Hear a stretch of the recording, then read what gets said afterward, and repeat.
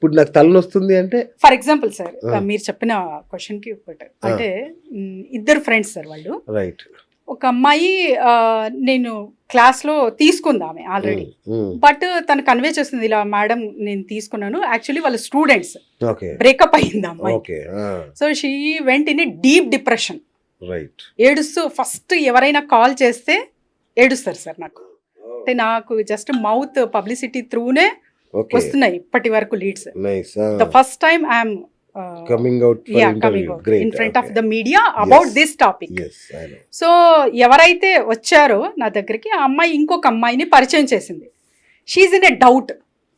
So నువ్వు ఆన్లైన్లో తీసుకున్నావు, క్యూర్ అయ్యింది అంటున్నావు, మరి నాకైతే నమ్మకం లేదు, so I want to take offline only అంటుంది. Okay. She in other city.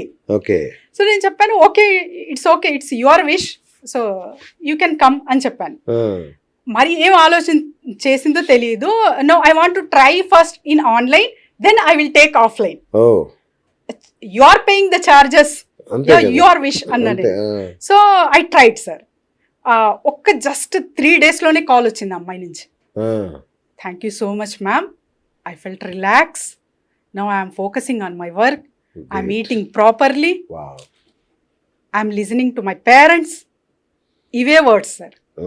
That అంటే పెద్ద ఏదో సాధించాల్సిన అవసరం లేదు, చిన్న మార్పు చాలన్నమాట. She now normal. ఇప్పుడు మీరు చెప్పేంత విన్నాక హిప్నాటిజం గుర్తొస్తుంది.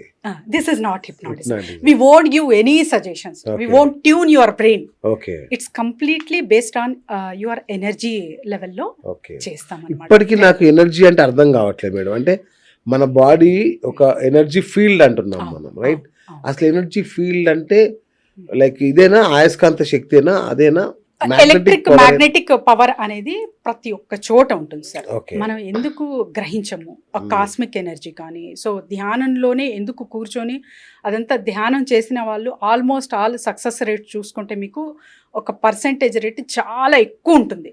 సో వాళ్ళకి ఎందుకు సాధ్యం, మిగతా వాళ్ళకి ఎందుకు అసాధ్యం? They are focusing on the so nothingness. So అందులోనే అంతా ఉందన్నమాట. So when you are putting the efforts on so many things, your energy will distract. ఇప్పుడు మీరు ఒక పని చేయాలని కూర్చున్నారు, you are focusing on something else. So ఇది డిస్ట్రిబ్యూట్ అయిపోతుంది కదా, how you will get that?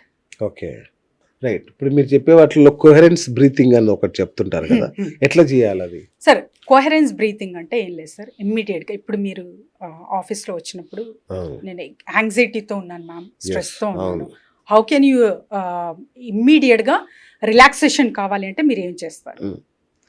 So first breathe. Okay. Breathe in a box way అనమాట. ఓకే. సో బాక్స్ పోజ్ అంటాము. Take a breath, hold and release. Take a breath, hold and release. ఇలా 3 to 4 count పెంచుకుంటూ వెళ్ళాలి. Okay. So then you will get the normal breath. ఇప్పుడు for example sir, ఏదైనా సంఘటన జరుగుతుంది, దాని ఇంపాక్ట్ హార్ట్ మీద పడుతుంది. సో ఇది ఎలా సాధ్యం? ఇప్పుడు ఏదో ఒక భయం అయ్యింది, లేకపోతే ఫర్ ఎగ్జాంపుల్ ఒక ప్రెగ్నెంట్ ఉమెన్ ఉంది, సో ఒక డ్రంక్, వాళ్ళ హస్బెండ్ డ్రంకర్ అనుకోండి, సో బయట నుంచి వస్తాడు, ఆమె పరిస్థితి ఒక్కసారి ఆలోచించండి. She's in a panic state కదా. సో ఇమ్మీడియట్గా ఆ అమ్మాయి రిలాక్సేషన్ మోడ్లో రావాలంటే, సో దానికన్నా ముందు ఆ హార్ట్ బీట్ అనేది ఎక్కువ అవుతుంది. So why the organs are everything. Eyes ఒక ఆర్గాన్, అన్ని ఆర్గాన్సే కదా మన బాడీ పైన. హార్ట్ పైన ఎందుకు ఎక్కువ ఫోకస్ అవుతుంది? ఓకే, అవును, నిజమే. అడగాలనుకున్నా, బ్రెయిన్ కంటే హార్ట్ ఎక్కువ ఎనర్జీని క్రియేట్ చేస్తుంటారు. That will whatever it may be the emotions we are taking, that will impact our emotional cost అన్నమాట. ఎమోషనల్ లెవెల్లో మనం ఫస్ట్ డిస్టర్బ్ అవ్వి, తర్వాత రిలేషన్షిప్. సో ఎమోషన్స్ మెదడుకు సంబంధించి కాదు, గుండెకు సంబంధించి. yes absolutely. ఓకే. సో ఆ ఎమోషనల్ లెవెల్ నుంచి మీరు రిలేషన్షిప్ ఇష్యూస్ ఫేస్ చేస్తారు. సో తర్వాత అదే డిసీజెస్గా మారుతాయి అన్నమాట బాడీలో. Okay. That will impact on your body. Okay. Okay. So అంటే మన ఎనర్జీ లెవెల్స్ డిస్టర్బ్ అవుతాయి. అబ్సల్యూట్లీ. ఏదైనా ఒక ఇన్సిడెంట్ జరగగానే మన ఎనర్జీ ఫీల్డ్ డిస్టర్బ్ అవడం, your frequency will disturb. Yes, అది రిలేషన్స్ దెబ్బతీస్తుంది. ఆ తర్వాత అది కాస్త ఫర్ ఎగ్జాంపుల్ సార్ disease గా సింపుల్ మారిపోతుంది. వేలో చెప్తాను. ఆ, ఇప్పుడు మీరు ఏదో సమ్ బిజినెస్ జరగలేదు, అవును. లేకపోతే ఏదో ఫైట్ అయ్యింది, అవును, so you went to home. So మీ ఆవిడ ఏదో తెమ్మని చెప్పారు ఆర్ సంథింగ్, మీ అవును. సిస్టర్ తీసుకురండి అన్నారు, మర్చిపోయారు. షీ షౌటింగ్ ఆన్ యూ అవును, from past how many days I'm telling you. అవును, సో మీరు ఎలా మర్చిపోతారు అంటే, అంతేనా నాకు వాల్యూ లేదా అని. So you immediately react on her. Why? You are already carrying that anger okay, from outside. Right. Immediate గా రియాక్ట్ అయిపోతారు మీరు. అక్కడ ఏమవుతుంది? క్లాషెస్. అవును, how it will come? Oh okay, correct. How it will come? అది మీ ఆవిడ మర్చిపోయారని కాదు, అండ్ ఇమ్మీడియట్ గా మీ ఆవిడ మీకు గుర్తు చేస్తున్నారని కాదు. So where it will come? You are carrying that energy. Okay, so ఇది క్వాంటమ్ థెరపీ ఎక్కడ పనిచేస్తుందంటే, ఇలాంటివన్నీ మనం ప్రొటెక్ట్ చేసుకోవచ్చు. ఓకే, సో నెగిటివ్ ఏదైతే ఉందో ఒక క్లారిటీ ఆఫ్ మైండ్ సెట్ అనేది మనం తీసుకురావచ్చు అనమాట. So that which concept we should focus, and ఎంతవరకు మనం దీని మీద ఫోకస్ పెట్టచ్చు, ఒక ఓకే, యాంగర్ లెవెల్ కానీ ఎంతవరకు తీసుకోవచ్చు, స్ట్రెస్ ఎంతవరకు తీసుకోవచ్చు. Stress is very very important. ఓ, అంతే ఇఫ్ కదండి. You won't take stress you can't do the business, okay, right? అది కూడా పాజిటివ్ వేలో ఉండాలి. కరెక్ట్. సో అది నెగిటివ్ మోతాదికి వెళ్తుందంటే then you will get the effect. Okay ma'am, ఇంకొకటి ఆరా అని కూడా మీరు కన్సిడర్ చేస్తారా కరెక్ట్. దీంట్లో? క్వాంటమ్ థెరపీలో ఆరా అనేది ఒక మెయిన్ పార్ట్.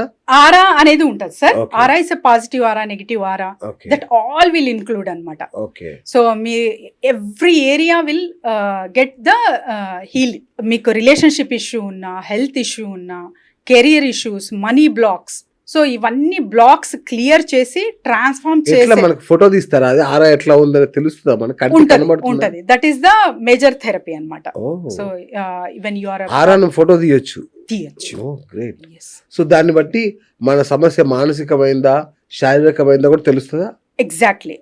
మానసికంగా అంటే it's completely you are carrying that negative energy, అంతే. Okay, that energy will when it will remove from your body, mind and subconsciousness, automatic గా మీరు రిలాక్స్ అవుతారు.